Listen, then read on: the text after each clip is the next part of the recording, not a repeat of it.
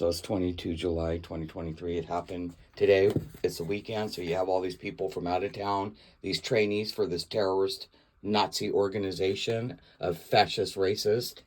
And one of the things they do is they'll steal your private property and replace it or do something either to sabotage it, or in this case they'll swap it out. They think because they give you some lesser brand or what was cheaper, okay, that I'm not going to recognize it because it's the same champagne color. The only problem is the fucking assholes that stole the Revlon that was a full-size blow dryer, left this behind, and it's like, oh, you see?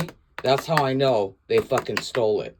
So just because they put my name on there, because I have to write my name on everything because they keep stealing from me, and or they'll swap it out with something that's broken or lesser. And this is where I know that they stole it. Because they left this behind from my Revlon, and it doesn't fit.